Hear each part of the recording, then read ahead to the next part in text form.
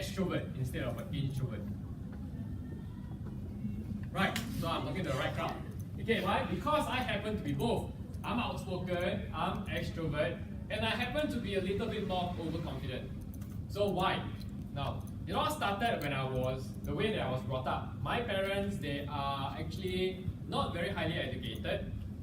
They are hawker, both of them are hawkers. So, if you go to a hawker center in today's time and age, right, you get to see those people who are in their 50s and 60s. They can barely speak a proper sentence in English, but they can converse very well in Singlish, correct? Right? So you should be able to hear conversations going on in Singlish. But if you ask them to speak to you in proper English, then that might not be possible for them because their education level is probably primary school or to some extent even not even schooling at all. So my parents, being one of them, brought me up in the way that they are capable of. So they taught me everything that they knew. So of course, naturally, my education was through everybody else. Go to a preschool. Preschools are where your nursery, your kindergartens, of course, what have you.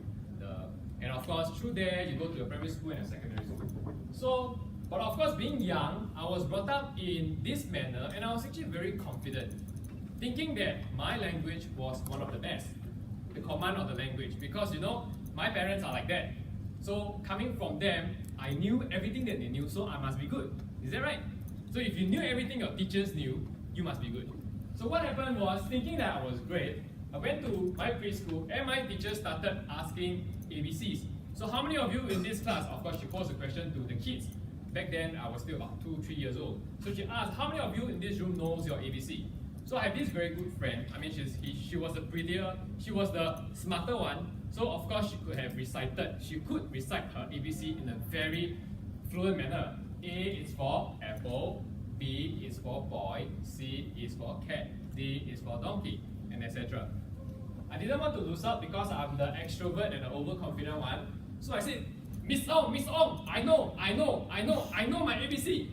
But that was probably after 2 months of school, and my teachers knew that I'm actually not very proficient in this area. So she said, any other person want to try other than Louis? Nobody wants to. I said, I know. I was very eager to show. So she said she got no choice. So she didn't want to reject me. So she said, okay, go ahead. Of course, A is for apple. Everybody knows A is for apple. I knew it as well. A is for apple. B is for banana. Very good. So feeling confident, right?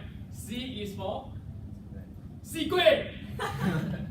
Then my teacher, si kueh. So if you all don't know what is si kueh is actually watermelon in Hokkien. Okay? So my teacher stunned. And I said, I know some more. D is for, want to make a guess? No. Anyone? Singaporean's favorite? D24. I know, D24. My favorite, D24. My teacher, at least not bad. You got D correct. D is for durian. But teacher, I thought L is for durian, not D. And of course, I know another L. L is for radio. You know what's radio? Radio is actually video. And after that, right, instantly her face, every one of my classmates was laughing. My teacher, back in those days, there was this song that was made popular by Chen Tianwen. She would be like that, stunned like vegetable. So she literally stunned and stand there and say, get your parents to see me tomorrow.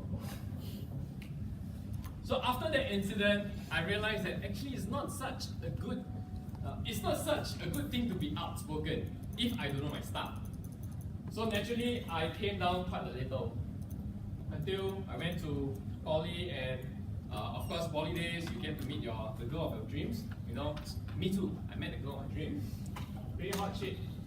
Very hot, huh? Not this girl, this is not Google. So I met a girl of my dream. So I decided to ask her out on a date. So the conversation went like that. Can I date you? Sure, why not? Because I was good looking, not like that. Last time I was very handsome, but very Okay? Now, okay, so I asked her, so any place, of course being the gentleman, I'll ask her where she want to go, right? So she said, let's go to the newly opened place. How about this place called Jack's Place?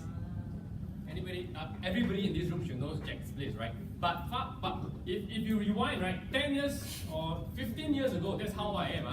15 years ago, I never heard of Jack's Place. So she said Jack's Place. So I was thinking, what is Jack's Place? 15 years ago, technology not so, not so advanced like nowadays. You can Google smartphones or last time we used 3310 Nokia. You can eat crap with that phone. Okay? So of course we don't have that. So I asked my friends, my friends never been to Jack's Place. So she said, never mind, just go, then see what she ordered. So Jack's Place actually is famous for its steak. So the girl on that date was very nice. I read some books, so I opened, all the etiquette I know. I pulled out the chair for her to sit in and push in and everything. I went down, and then she started to look at the menu.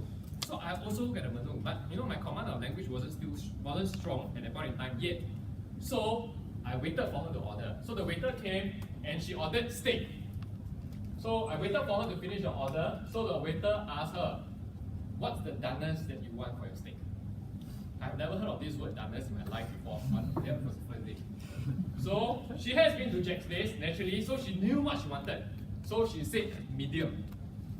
Then I was thinking, why she's so fancy, medium. I quite big size, So I ordered, okay, steak. I also ordered steak. So she asked me, so your doneness, sir, large. Then the waiter was like, wow, give me large. It's not large. So of course, after the incident, I never see her anymore.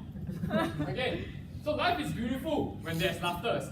Okay, so all these are bits and pieces of my funny story. And with that, thank you so much for laughing.